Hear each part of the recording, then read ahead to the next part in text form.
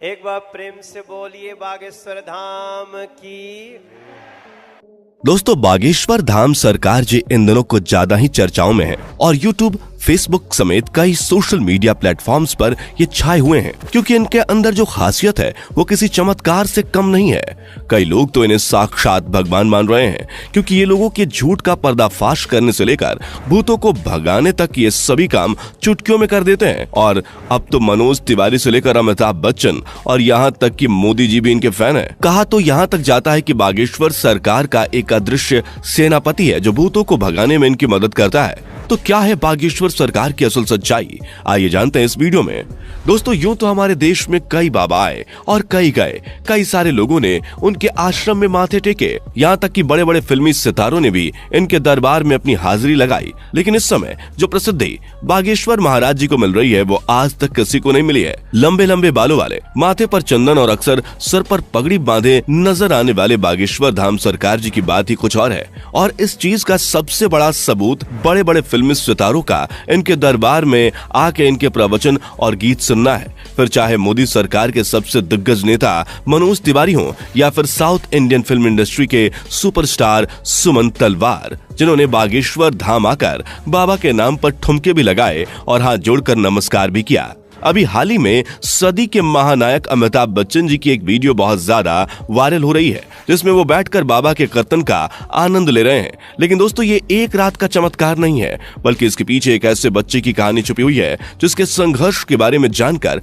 आपके भी होश उड़ जाएंगे। हजारों की संख्या में लोग अपनी मनोकामनाओं को पूरा करवाने और अपनी तकलीफों को दूर भगाने के लिए बागेश्वर धाम दर्शन के लिए पहुंच जाते हैं और ये सब कुछ मुमकिन हो पाया है बागेश्वर धाम जी के चमत्कारों की वजह से।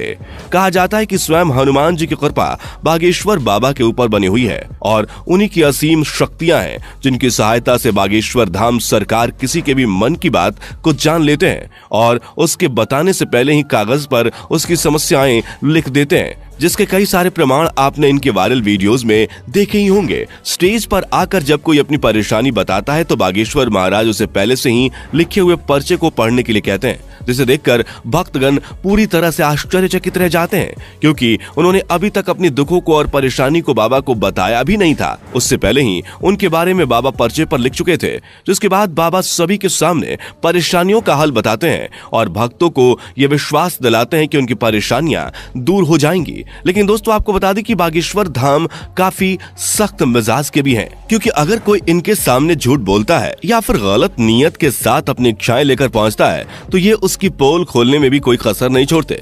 लेकिन ज्यादातर इनके पास परेशान लोग ही आते हैं। इनमें से कुछ लोग वो होते हैं जिनके ऊपर किसी भूत प्रेत का साया होता है, लेकिन बाबा के सामने आते ही वो भूत प्रेत का साया भी चुटकियों में भाग जाता है क्योंकि इनके ऊपर हनुमान जी की असीम कृपा है। वो कहते हैं ना कि भूत पिचास निकट नहीं आवे, महावीर जब नाम सुनावे।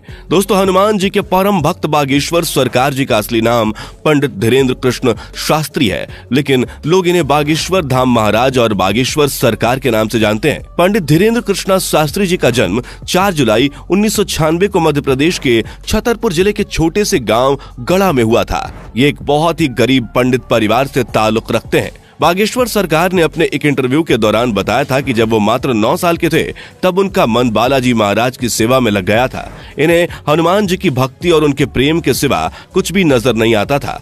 बागेश्वर महाराज जी का कहना है कि हनुमान जी की भक्ति और उनकी कड़ी साधना का ही परिणाम है कि उन्हें ऐसी सिद्धियां प्राप्त हुई हैं जिनकी वजह से वो लोगों की सहायता कर पाते हैं। असल में इन्होंने अपनी शुरुआती शिक्षा अपने दादाजी के साथ रहकर प्राप्त की थी। कहा जाता है कि इनके दादाजी भी अपने समय के बहुत बड़े विद्वान शास्त्री हुआ करते थे और उन्हें भी दिव्य शक्तियां प्राप्त थीं। इनके दादाजी भी दिव्य दरबार लगाकर लोगों की समस्याओं का हल करते थे।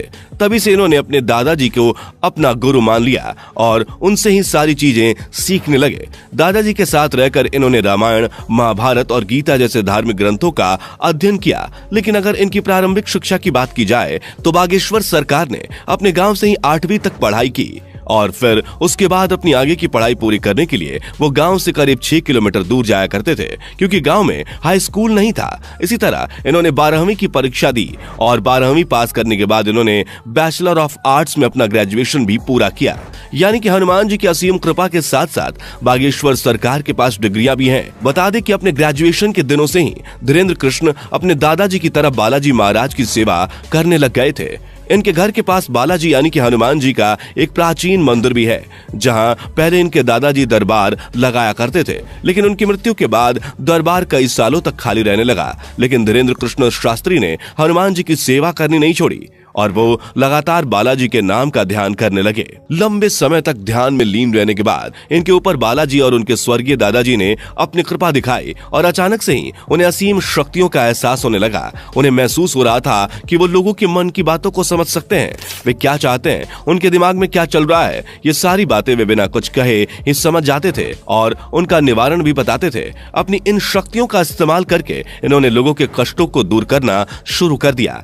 लोग जब इनके पास अपनी समस्या लेकर आते थे तो ये पहले से ही उनके मन की बात समझकर उन्हें समस्या का समाधान बता देते थे।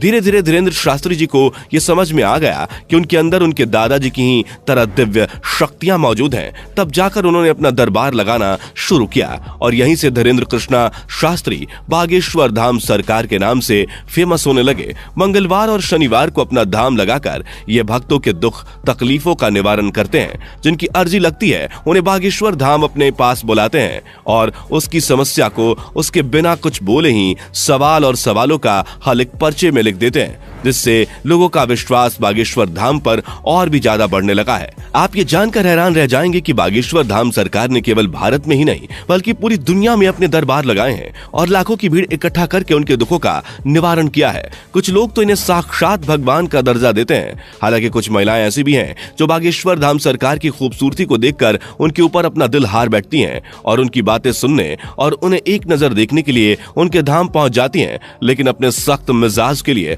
मशहूर बागेश्वर महाराज जी का ध्यान इस तरह की चीजों पर बिल्कुल भी नहीं जाता। वैसे दोस्तों, हमारे देश में जहां बाबाओं और तांत्रिकों की छवि इतनी ज्यादा खराब हो गई है, जिनमें से आधे से ज्यादा तो जेल की हवा खा रहे हैं, जैसे ही जनता किसी बाबा पर अपना विश्वास दिखाती है वैसे ही उसके काले कारनामों का चिट्ठा खुलने लगता है, जिस वजह से लोग अब इन चीजों पर विश्वास करने से घबराने लगे हैं। इस माहौल में अगर कोई 26 वर्षीय शख्स अपनी दिव्य शक्तियों से लोगों को हैरान कर दे तो दुनिया के मन में सवाल तो उठेंगे ही और इन्हीं सवालों का जवाब ढूंढने के लिए कई मीडिया कर्मी भी बाबा के दरबार में चोरी चुपके जा चुके हैं ताकि वो बागेश्वर धाम की सच्चाई जान सकें।